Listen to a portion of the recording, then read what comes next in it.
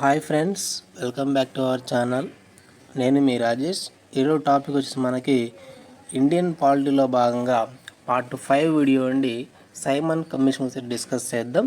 So ప్రతి ఒక్కరు కూడా ఛానల్ని సబ్స్క్రైబ్ చేయండి, అలాగే ఫ్రెండ్స్ కూడా షేర్ చేయండి. సో కాంపిటేటివ్కి ఎవరైతే ప్రిపేర్ అవుతున్నారో వారి ప్రతి ఒక్కరు కూడా మన వీడియోస్ అయితే షేర్ చేయండి. సో ఇక్కడ మనము ఈ టాపిక్లో ఇది మనకు పార్ట్ 5 వీడియో అండి. ఆల్రెడీ మన యూట్యూబ్ ఛానల్లో part 1, part 2, part 3, 4 so 4 parts అయితే మనకు ఈ టాపిక్ సంబంధించి నేను అప్లోడ్ చేయడం జరిగింది. ప్రతి ఒక్కరు కూడా అబ్జర్వ్ చేయండి. ఆ 4 వీడియోస్ చూడని వాళ్ళు ఎవరైనా ఉన్నట్లయితే ఆ 4 వీడియోస్ చూసిన తర్వాత మాత్రమే ఈ 5th వీడియో అయితే చూడండి. సో ఎందుకంటే అవి విన్న తర్వాత మాత్రమే ఈ టాపిక్ మనకు అర్థమవుతుంది కాబట్టి సో ప్రతి ఒక్కరు కూడా జాగ్రత్తగా అబ్జర్వ్ చేయండి. ఇక్కడ మన టాపిక్లోకి వచ్చినట్లయితే ఈ సైమన్ కమిషన్ అనేది మన ఇండియాకి ఎందుకు వచ్చింది, దీనికి అధ్యక్షులుగా ఎవరు ఉన్నారు, దీనిలో ఉన్నటువంటి ముఖ్యాంశాలు నివేదికలు అయితే అబ్జర్వ్ చేద్దాం. సో అక్కడ చూడండి, ఈ సైమన్ కమిషన్ అనేది మనకు మన భారతదేశానికి రావడానికి కారణం. ఓకేనా, దీనికి అసలు మన భారతదేశానికి రావడానికి కారణం ఏంటయ్యా అని ఒకసారి అబ్జర్వ్ చేసినట్లయితే సో మీకు ఆల్రెడీ చెప్పడం జరిగింది లాస్ట్ క్లాస్లో 1919 చట్టం ఉంది కదా. 1919 చట్టం ఏదైతే ఉందో ఆ 1919 చట్టం దాన్ని మనం ఏమంటామంటే మాంటైన్ చేమ్స్ఫర్డ్ సంస్కరణలు లేదా 1919 చట్టం అని కూడా అనొచ్చు. సో ఆ చట్టాన్ని వివరించడం కోసం, ఓకేనా, ఆ చట్టాన్ని అబ్జర్వేషన్ చేయడం కోసం ఈ సైమన్ కమిషన్ అనేది మన భారతదేశానికి రావడం జరిగిందనమాట. అంటే కారణం ఎలా చెప్పొచ్చు అంటే సో 1919, ఓకేనా, సో 1919 భారత ప్రభుత్వ చట్టంని, ఓకేనా, 1919 భారత ప్రభుత్వ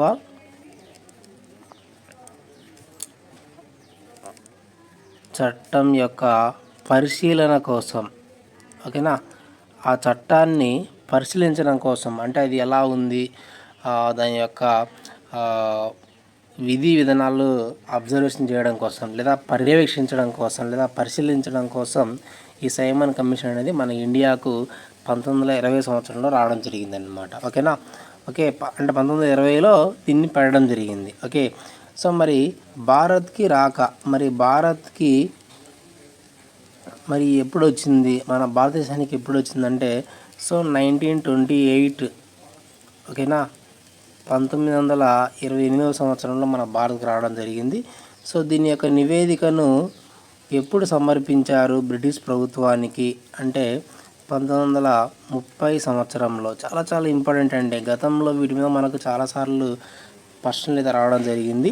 ఓకేనా, ఈ సైమన్ కమిషన్కి అధ్యక్షుడిగా ఎవరున్నారు, ఈ సైమన్ కమిషన్కి అధ్యక్షుడు ఎవరు ఉన్నారయ్యా అంటే ఇక్కడ సర్ జాన్ సైమన్,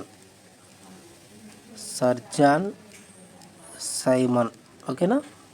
సో వీటి మీద మనకు చాలాసార్లు బిట్ అయితే రావడం జరిగింది, అబ్జర్వ్ చేయండి. ఓకేనా, ఈ సైమన్ కమిషన్లో మరి ఎంతమంది సభ్యులు ఉన్నారు అంటే ఇక్కడ 7 మంది సభ్యులు, 7 సభ్యుల కమిషన్ అండి ఇది, 7 సభ్యుల కమిషన్.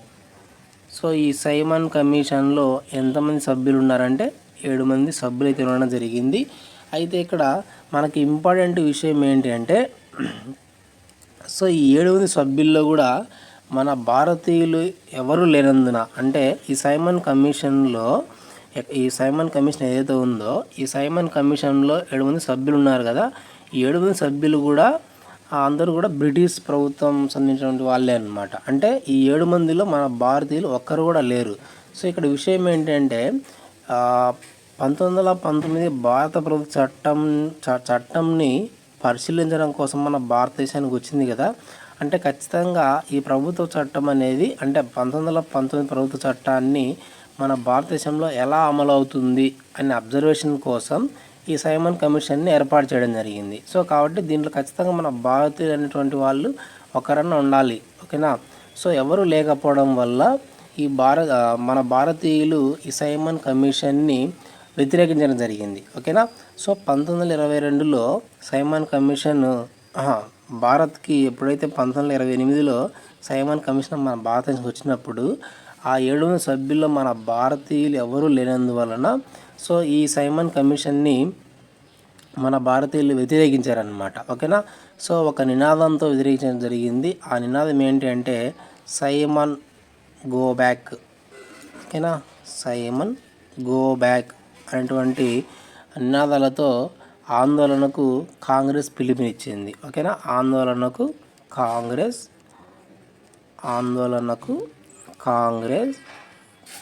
పిలుపునిచ్చింది. ఓకేనా, అర్థమవుతుందా? ఓకేనా. ఈ సైమన్ కమిషన్లో 7 సభ్యులు ఉన్నారు. 7 సభ్యులు కూడా బ్రిటిష్ ప్రభుత్వం వాళ్ళే అన్నమాట. ఓకేనా, ఈ 7 సభ్యుల్లో మన భారతీయులు లేనందుకు మన భారతీయులు ఈ సైమన్ కమిషన్ 1928లో మన భారతదేశానికి వచ్చింది. ఈ సైమన్ కమిషన్ని వ్యతిరేకించడం జరిగింది. ఎందుకు అంటే ఆ 7 సభ్యుల్లో మన భారతీయులు లేనందుకు అన్నమాట. ఓకేనా. సో ఒక నినాదంతో దీన్ని మన వాళ్ళు వ్యతిరేకించారనమాట. అది ఏంటంటే సైమన్ గో బ్యాక్ అనేటువంటి నినాదాలతో వాళ్ళు దీన్ని వ్యతిరేకించడం జరిగింది. అయినప్పటికీ కూడా ఈ సైమన్ కమిషన్ ఆ అధ్యక్షుడు అలాగే ఉన్నటువంటి సభ్యులందరూ కూడా ఏమాత్రం లెక్క చేయకుండా వారి యొక్క ఇన్ఫర్మేషన్ను కూడా మొత్తం తీసేసుకొని దీని యొక్క నివేదికను 1930 సంవత్సరంలో బ్రిటిష్ గవర్నమెంట్కి ఇవ్వడం జరిగింది. సో నివేదికలో ముఖ్యాంశాలు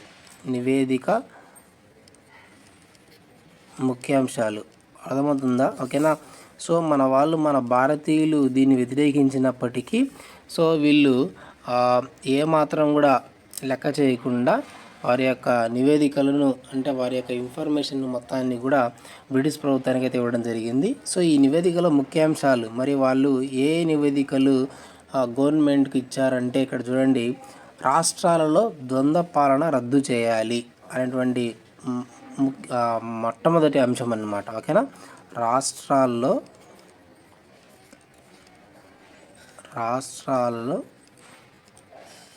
ద్వంద్వ పాలన రద్దు చేయాలి, ద్వంద్వ పాలన రద్దు అనేటువంటి ఒక అంశము. అలాగే పార్లమెంటరీ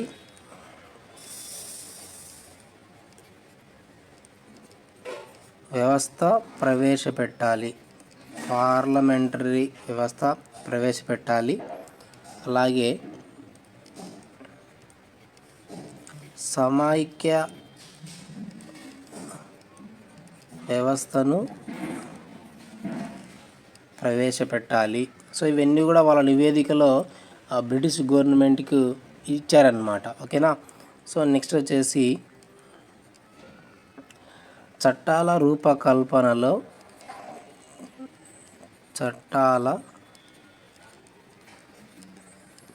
రూపకల్పన యందు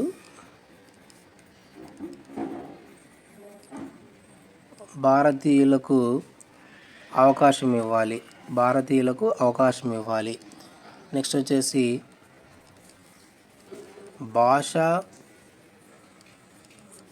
ప్రయుక్త రాష్ట్ర డిమాండ్ను పరిగణించాలి. ఓకేనా. సో దీనిలో భాగంగానే సింధు, ఒరిస్సా రాష్ట్రాలను ఏర్పాటు చేయాలి. సో ఇవి వారి యొక్క నివేదికలో ముఖ్యాంశాలు అన్నమాట. సో దీంట్లోనే మనకి సార్వత్రిక వయోజన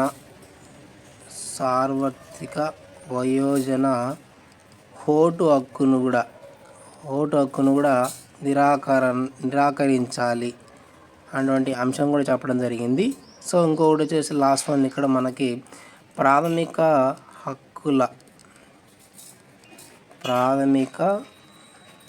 హక్కుల నిరాకరణ కూడా దీంట్లో మనకు చెప్పడం జరిగిందనమాట. సో ఇవన్నీ కూడా ఏంటంటే సైమన్ నివేదిక యొక్క ముఖ్యాంశాలు అన్నమాట. ఓకేనా. సో ఇవన్నీ కూడా ఈ నివేదిక అంతా కూడా వాళ్ళు బ్రిటిష్ గవర్నమెంట్కి అయితే ఇవ్వడం జరిగింది. సో ఓకేనా. సో ఇది సైమన్ కమిషన్ యొక్క పూర్తి ఇన్ఫర్మేషన్ అండి. ఓకే. చూడండి, ఇక్కడ సైమన్ కమిషను అసలు ఏర్పాటు అవ్వడానికి కారణం ఏంటి, అలాగే భారత్కి ఎప్పుడు వచ్చింది, తన నివేదికను ఎప్పుడు సమర్పించింది, దానికి అధ్యక్షుడు ఎవరు, సర్ జాన్ సైమన్. ఓకేనా. సో మన వాళ్ళు ఈ సైమన్ కమిషన్ని ఏ విధంగా వ్యతిరేకించారు అటువంటి అంశము, అలాగే సైమన్ కమిషన్ ఉన్నటువంటి ముఖ్య అంశాలు ఏంటి అనేది ఇప్పుడు చెప్పడం జరిగింది. ఓకేనా. సో దీంట్లో భాగంగానే ఇంకొక ముఖ్యమైన అంశం ఏంటి అంటే, ఈ సైమన్ కమిషన్ యొక్క నివేదికలపై వాళ్ళు నివేదికలు ఇచ్చారు కదా, ఈ నివేదికలు ఏవైతే ఉన్నాయో ఈ నివేదికలను పరిశీలించడం కోసం, ఓకేనా, ఈ నివేదికలు కరెక్టా కాదా అని మనం అమలు చేయొచ్చా చేయకూడదా అనే ఒక అంశం మీద దీనిని పరిశీలించడం కోసం బ్రిటన్లో, ఓకేనా, సో బ్రిటన్లో 3 రౌండ్ టేబుల్ సమావేశాలు ఏర్పాటు చేయడం జరిగింది. ఓకేనా, 3 రౌండ్ టేబుల్ సమావేశాలు ఏర్పాటు చేయడం జరిగింది. సో ఈ రౌండ్ టేబుల్ సమావేశాలు మనకు ఇంపార్టెంట్ అండి ఎగ్జామ్ పాయింట్ ఆఫ్ వ్యూలో. ఎప్పుడు జరిగాయి, ఆ రౌండ్ టేబుల్ సమావేశానికి ఎవరు అటెండ్ అయ్యారనేది మనకు చాలా చాలా ఇంపార్టెంట్ అనమాట. చూడండి సార్, అబ్జర్వ్ చేసినట్లయితే ఇక్కడ సో మొదటి రౌండ్ టేబుల్ సమావేశాలు ఒకసారి అబ్జర్వ్ చేద్దాం. సో ఈ మొదటి రౌండ్ టేబుల్ సమావేశం అనేది 1930 సో నవంబర్ 12వ తారీఖు నుండి మనకు 1931 జనవరి 19 వరకు అయితే మనకు జరగడం జరిగింది మొదటి రౌండ్ టేబుల్ సమావేశాలు అన్నమాట.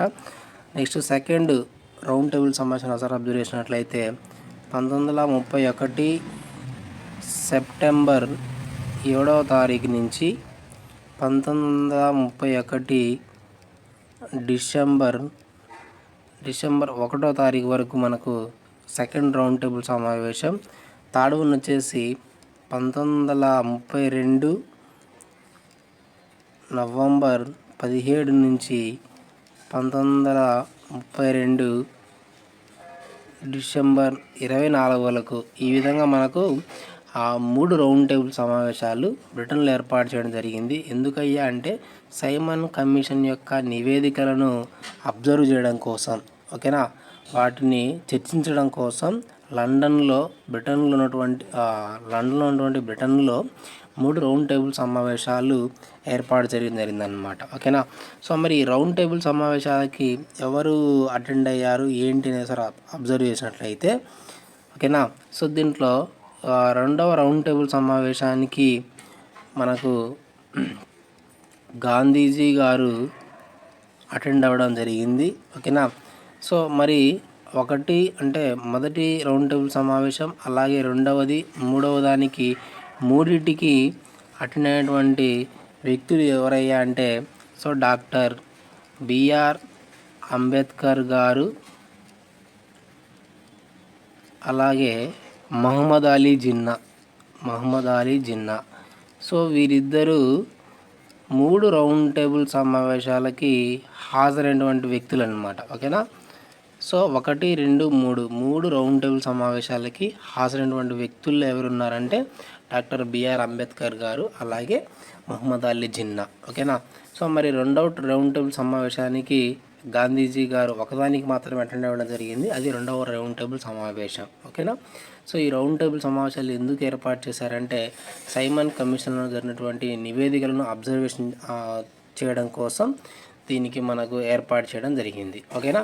సో ఇది అంతా కూడా మనకు సైమన్ కమిషన్ అలాగే రౌండ్ టేబుల్ సమావేశాలకు సంబంధించినటువంటి పూర్తి ఇన్ఫర్మేషన్. ఓకే. సో నెక్స్ట్ వచ్చేసి నెహ్రూ రిపోర్టు. ఓకేనా. సో ఈ నెహ్రూ రిపోర్టు గురించి అయితే మనకు చిన్న ఇన్ఫర్మేషన్ అబ్జర్వ్ చేద్దాం. సో ఈ నెహ్రూ రిపోర్ట్ అంటే ఏంటంటే ఇక్కడ చూడండి, సో 1927వ సంవత్సరంలో, ఓకేనా, 1927వ సంవత్సరంలో మనకు బ్రిటన్ పార్లమెంటు, ఓకేనా, సో బ్రిటన్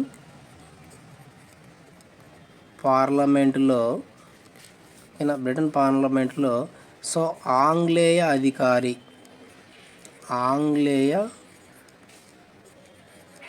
అయినటువంటి లార్డ్ చైర్మన్ హెడ్, ఓకేనా, ఆంగ్లేయ అధికారి లార్డ్ చైర్మన్ హెడ్ మనకి ఒక సవాల్ అయితే విసరడం జరిగింది. ఓకేనా, విసిరిన సవాల్ మేరకు అది ఏంటంటే, సో భారతీయులు సొంతంగా రాజ్యాంగాన్ని రూపొందించుకోగలరా అనేటువంటి ఆ సవాల్ని విసరడం జరిగిందనమాట. ఆ సవాల్ని మన మోతీలాల్ నెహ్రూ గారు, ఓకేనా, మన మోతీలాల్ నెహ్రూ గారు స్వీకరించి 3 నెలల వ్యవధిలోనే నెహ్రూ నివేదికను రూపొందించారనమాట. ఓకేనా, చాలా చాలా ఇంపార్టెంట్ అండి. దీన్నే మనం నెహ్రూ రిపోర్ట్ అంటాం. అర్థమవుతుందా? సో 1927 సంవత్సరంలో 1927 సంవత్సరంలో బ్రిటన్ పార్లమెంట్ అధికారి అయినటువంటి లార్డ్ చైర్మన్, ఓకేనా, లార్డ్ చైర్మన్ హెడ్ విసిరిన సవాల్ మేరకు, ఆయన యొక్క సవాల్ ఏంటి అంటే, సో భారతీయులు సొంతంగా తమ యొక్క రాజ్యాంగాన్ని రూపొందించుకోగలరా అనేటువంటి ఆ సవాల్ను స్వీకరించి మోతీలాల్ నెహ్రూ గారు, ఓకేనా, మోతీలాల్ నెహ్రూ గారు సో 3 నెలల కాల వ్యవధిలో కేవలం 3 నెలల కాల వ్యవధిలోనే నెహ్రూ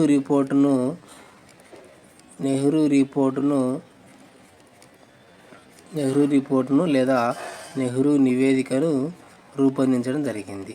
ఓకేనా, దీన్ని మనం ఏమంటామంటే నెహ్రూ రిపోర్ట్ అంటాం. ఓకేనా, ఇది కూడా మనకు ఇంపార్టెంట్ అండి. ఇది ఇయర్ అయితే గుర్తుపెట్టుకోండి. నెహ్రూ రిపోర్టు 1927. ఓకేనా, బ్రిటన్ పార్లమెంటు యొక్క ఆంగ్లేయ అధికారి ఎవరంటే లార్డ్ చైర్మన్ హెడ్. ఓకేనా, ఈ పేరు అయితే గుర్తుపెట్టుకుంటే సరిపోతుంది అనమాట. సో నెక్స్ట్ చట్టం వచ్చేసి 1935 భారత ప్రభుత్వ చట్టం అండి. ఓకేనా, 1935 భారత ప్రభుత్వ చట్టం అయితే డిస్కస్ చేద్దాం. చాలా చాలా ఇంపార్టెంట్ చట్టం అండి ఇది. సో 1935 భారత ప్రభుత్వ చట్టం. ఓకేనా,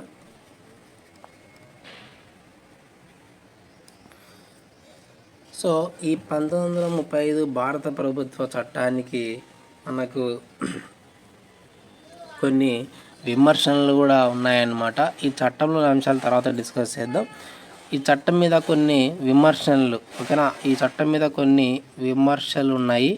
సో వాటిని అబ్జర్వ్ చేద్దాం ఒకసారి. ఓకే, చాలా చాలా ఇంపార్టెంట్ అండి. ఓకే, చూడండి, దీంట్లో ఫస్ట్ విమర్శ ఏంటి అంటే, భారత రాజ్యాంగానికి ఈ చట్టం ఒక మాతృక వంటిది అన్నమాట. ప్రజెంట్ మన భారత రాజ్యాంగం ఉంది కదా, భారత రాజ్యాంగానికి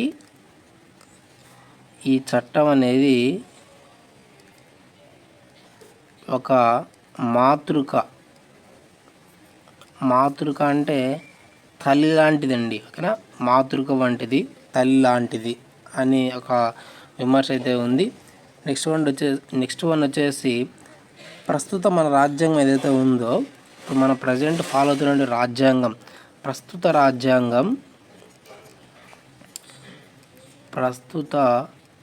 రాజ్యాంగం ఈ చట్టం యొక్క జిరాక్స్ కాపీ అంటే ఈ 1935 భారత ప్రభుత్వ చట్టాన్ని పూర్తిగా కాపీ కొట్టి, అంటే దాని యొక్క జిరాక్స్ కాపీనే ప్రస్తుతం మన రాజ్యాంగం అనేటువంటి విమర్శ కూడా దీని మీద ఉందన్నమాట. ఓకేనా, మరి ఈ రెండు విమర్శనలకు కారణం ఏంటి అంటే, ప్రస్తుతం మన రాజ్యాంగంలో దాదాపుగా 70% పైగా అంశాలని, ప్రస్తుతం మన రాజ్యాంగం ఉంది కదా, ప్రజెంట్ మన రాజ్యాంగంలో ఉన్నటువంటి అంశాలు దాదాపుగా 70% పైగా ఉన్నటువంటి అంశాలన్నీ కూడా ఈ 1935 భారత ప్రభుత్వ చట్టంలోని అంశాలే అన్నమాట.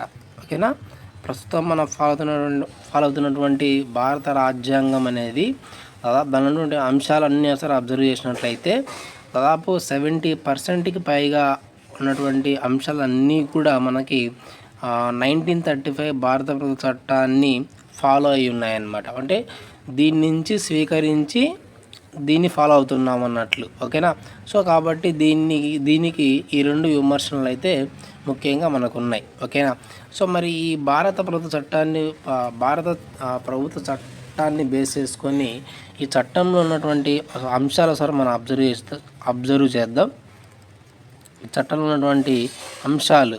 ఓకే, చూడండి, ఇక్కడ రాష్ట్రాలలో ద్వంద్వ పాలన రద్దయింది. ఈ చట్టం వల్ల రాష్ట్రాలలో ద్వంద్వ పాలన అయితే రద్దయింది. ఓకేనా. అలాగే దీంట్లో మొత్తం మనం అబ్జర్వ్ చేసినట్లయితే 321 సెక్షన్స్ అలాగే 10 షెడ్యూల్స్తో, ఓకేనా, భారత ప్రభుత్వ చట్టంలో 1935 భారత ప్రభుత్వ చట్టంలో ఎన్ని సెక్షన్స్ ఉన్నాయంటే 321 సెక్షన్స్ అలాగే 10 షెడ్యూల్స్తో ఈ చట్టం అతిపెద్ద చట్టంగా, ఓకేనా, ఇప్పటి వరకు ఏర్పరిచిన చట్టాలన్నింటిలో అతిపెద్ద చట్టంగా అవతరించడం జరిగింది. ఓకేనా. దాదాపుగా 10% జనాభాకి ఓటు హక్కు, ఓకేనా, ఓటు హక్కును కూడా కల్పించడం జరిగింది. ఓకేనా. దాదాపుగా 10% జనాభాకి ఓటు హక్కును కూడా కల్పించడం జరిగింది. ఓకే, సో ఈ రకంగా మనకు ఈ భారత ప్రభుత్వ చట్టం ఏదైతే ఉందో, ఓకేనా, ఈ 1935 భారత ప్రభుత్వ చట్టం అనేది 10% జనాభాకి ఓటు హక్కును కూడా కల్పించారు. దేన్ని? ఓటు హక్కుని. ఓకేనా. సో ఓటు హక్కును కూడా కల్పించడం జరిగింది. దీంట్లోనే మనకు ఈ చట్టం ప్రకారం మనకి ఆర్బీఐ, రిజర్వ్ బ్యాంక్ ఆఫ్ ఇండియాను, ఆర్బీఐని కూడా, సో ఆర్బీఐ అనేది ఏదైతే ఉందో ఈ ఆర్బీఐని కూడా ఏర్పాటు చేయడం జరిగింది. ఓకేనా. ఈ చట్టం ప్రకారమే ఆర్బీఐని కూడా ఏర్పాటు చేయడం జరిగింది. సో మరిన్ని ముఖ్యాంశాలు ఒకసారి అబ్జర్వ్ చేద్దాం.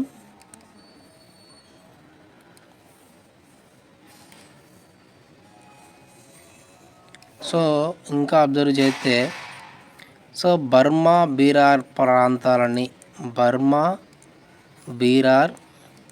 ప్రాంతాలని వేరు చేశారు. ఓకేనా. సో నెక్స్ట్ ఇంకా వచ్చేసి 59 అంశాలతో కేంద్ర జాబితాను అలాగే 54 అంశాలతో రాష్ట్ర జాబితా, 36 అంశాలతో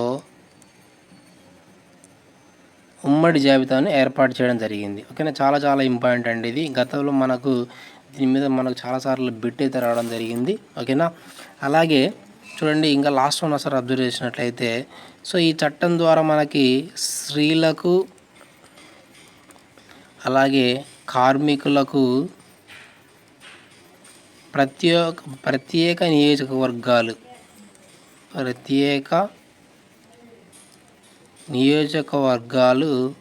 ఏర్పాటు చేయడం జరిగింది. ఓకేనా. సో ఇవన్నీ కూడా మనకు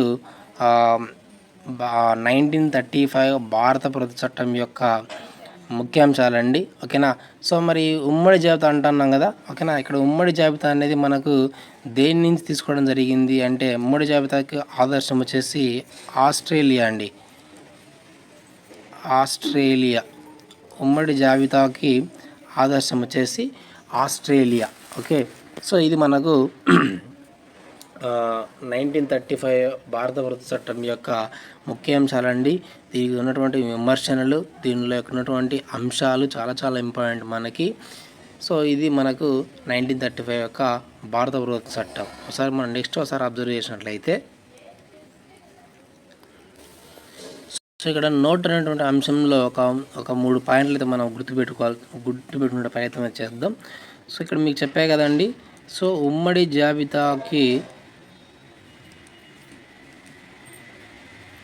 జాబితాకి ఆదర్శం ఏంటయ్యా అంటే ఆస్ట్రేలియా. సో ఆస్ట్రేలియా అనే దాని నుంచి మనం ఉమ్మడి జాబితాను తీసుకోవడం జరిగింది. మరి దీనికి సంబంధించి సో ఢిల్లీ నగరంలో, ఓకే, అంటే 1935 భారత ప్రభుత్వ చట్టం ప్రకారం ఢిల్లీలో ఫెడరల్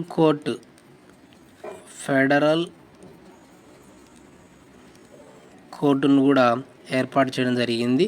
సో దీని యొక్క ప్రధాన న్యాయమూర్తి, సో ఢిల్లీలో ఏర్పడినటువంటి ఫెడరల్ కోర్టుకి ప్రధాన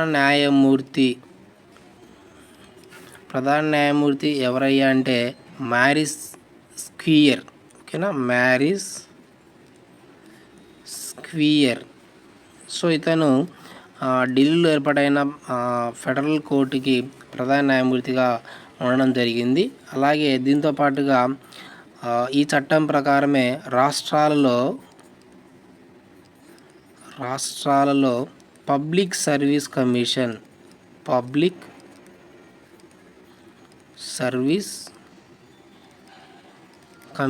కూడా ఏర్పాటయిందన్నమాట. పబ్లిక్ సర్వీస్ కమిషన్ కూడా ఏర్పాటయింది. ఓకేనా.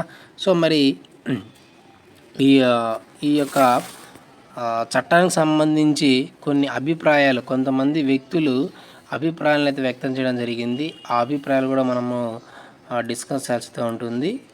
సో జాగ్రత్తగా అబ్జర్వ్ చేయండి. ఈ అభిప్రాయాల మీద కూడా మనకి చాలా కాంపిటేటివ్ ఎగ్జామ్లో మనకైతే రావడం జరిగింది. సార్ ఫస్ట్ ఒకసారి అబ్జర్వ్ చేసినట్లయితే ఇక్కడ నెహ్రూ గారు, జవహర్లాల్ నెహ్రూ గారు ఈ చట్టానికి ఏమని విమర్శించారు అంటే ఇక్కడ చూడండి, ఈ చట్టం గట్టి బ్రేకుల నుండి ఈ చట్టం మీద విమర్శ ఏంటంటే గట్టి బ్రేకుల నుండి ఇంజన్ లేని కారుతో సమానం అని అన్నదేవురు జవహర్లాల్ నెహ్రూ. దేనిని? 1935 భారత ప్రభుత్వ చట్టం. ఓకేనా. నెక్స్ట్ వచ్చేసి మహమ్మద్ అలీ జిన్నా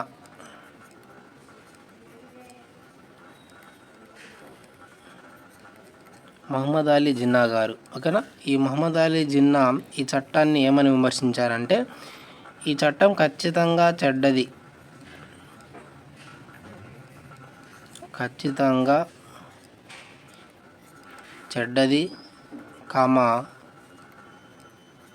పిచ్చిది, కానీ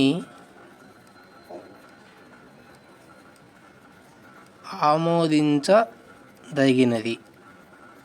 సో ఈ విమర్శ చేసింది ఎవరంటే మహమ్మద్ అలీ జిన్నా. ఓకేనా. నెక్స్ట్ వచ్చేసి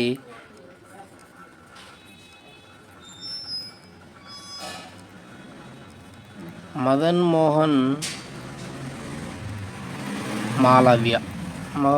మోహన్ మాలవ్య గారు ఏమని విమర్శించారంటే, ఈ చట్టం బాహ్య రూపం ప్రజాస్వామ్యం. ఈ చట్టం యొక్క బాహ్య రూపం ప్రజాస్వామ్యం. ఓకేనా. కానీ అంతర్గతంగా అంతా శూన్యం. అంతర్గతంగా అంత శూన్యం అని చెప్పడం జరిగింది. ఓకేనా. సో మరి లాస్ట్ వ్యక్తి, ఓకేనా, DD bus.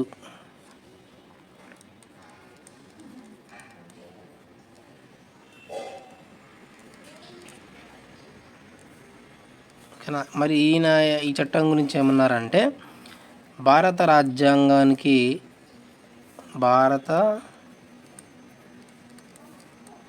రాజ్యాంగంనకు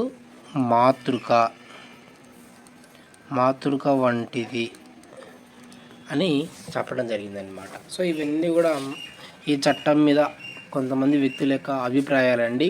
so Jawaharlal Nehru గారు ఏమన్నారు, సో గట్టి బ్రేకులుండి ఇంజన్ లేని కారుతో సమానం అని చెప్పడం జరిగింది. ఓకేనా. గట్టి బ్రేకులుండి ఇంజన్ లేని కారుతో సమానం అని చెప్పారు. మహమ్మద్ అలీ జిన్నా వచ్చేసి ఖచ్చితంగా చెడ్డది, పిచ్చిది, కానీ ఆమోదించదగినది. మదన్ మోహన్ మాలవ్య, సో బాహ్య స్వరూపం ప్రజాస్వామ్యం, కానీ అంతర్గతంగా అంతా శూన్యం. డిడి బస్ వచ్చేసి భారత రాజ్యాంగంకు మాతృక వంటిది అనేటువంటి వారి యొక్క అభిప్రాయాలు అయితే వ్యక్తం చేయడం జరిగింది.